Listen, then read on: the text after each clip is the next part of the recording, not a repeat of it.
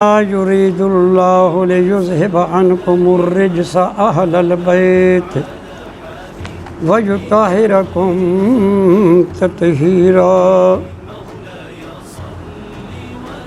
صدق الله مولانا العظيم وبلغنا رسوله النبي الكريم الأمين الصلاة والسلام عليك یا سیدی یا رسول اللہ وعلی آلک و اصحابک یا حبیب اللہ۔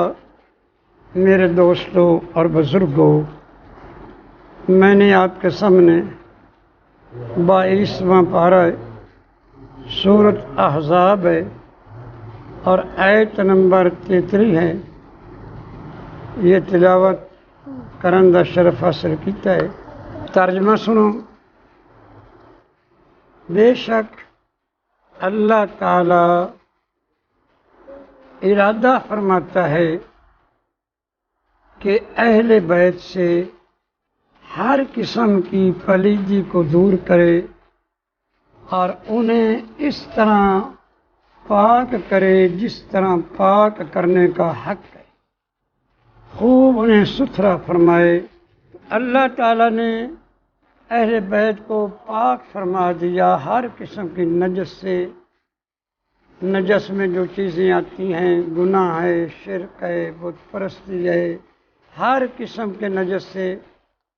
باقی لوگ دنیا میں آ کر پاک ہوتے ہیں، لیکن اہل بیت کو اللہ نے پاک کر کے دنیا سے بھیجا، کیونکہ انہوں نے لوگوں کو پاک کرنا تھا۔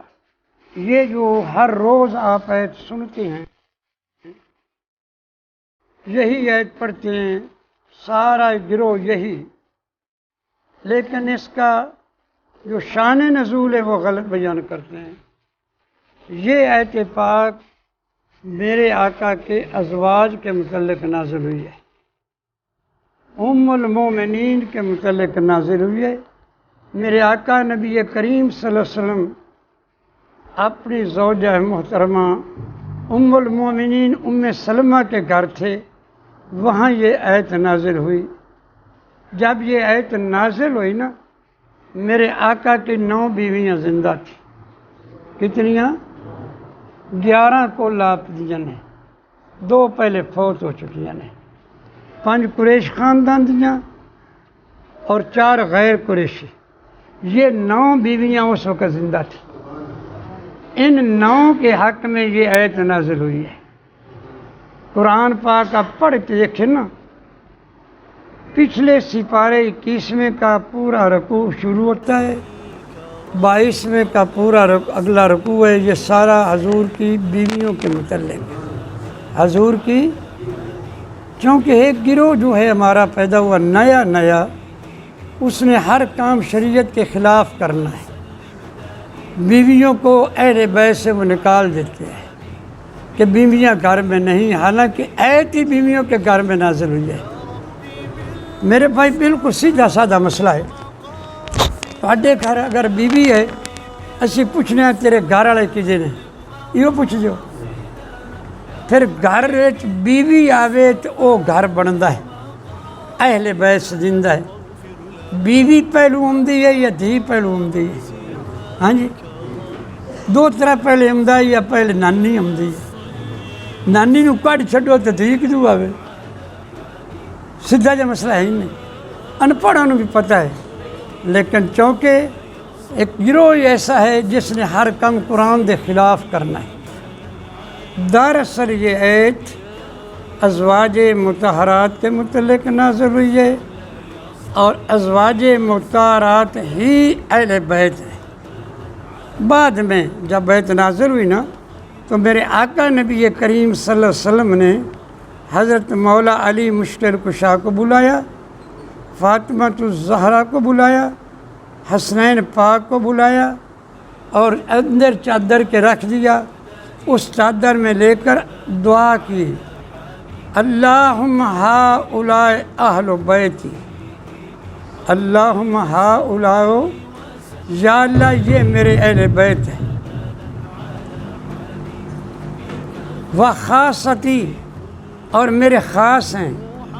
اذهب عنہم الرجس وطہرہم تطہیرا، یا اللہ انہیں پلیدی دور فرما اور انہیں پوری طرح پاک کر۔ اب ذرا سوچیں آپ، اگر پہلی آیت ان کے متعلق نازل ہوتی، حضور پھر دوبارہ انہیں اپنے کمبل میں داخل کر کے یہ دعا نہ مانگتے۔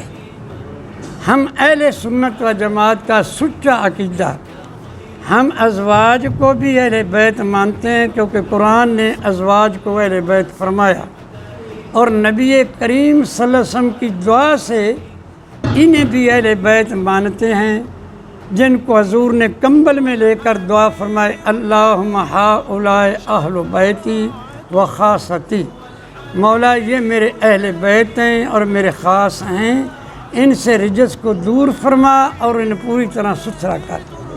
مسئلہ صاف ہو گیا۔ کیا مسئلہ گیا؟ کہ قرآن کی روح سے حضور کی ساریاں بیویاں اہل بیت میں پہلے نمبر پہ ہیں، اور پھر حضور کی دعا سے حضرت امام حسن حسین فاطمہ الزہرا علی مرتضیٰ اہل بیت ہیں۔ اگر حضرت فاطمہ الزہرا بیٹیاں بھی اہل بیت ہیں تو پھر حضرت زینب بھی اہل بیت میں ہے، حضرت رقیہ بھی اہل بیت میں ہے۔ اگر شمال کریے تو پھر حضرت رقیہ نو کیوں چھوڑ دے، وہ بھی تو بیٹی ہے۔ حضرت زینب نو کیوں چھوڑ دے، وہ بھی تو بیٹی ہے۔ ام کلثوم نو کیوں چھوڑ دے، وہ بھی تو بیٹی ہے۔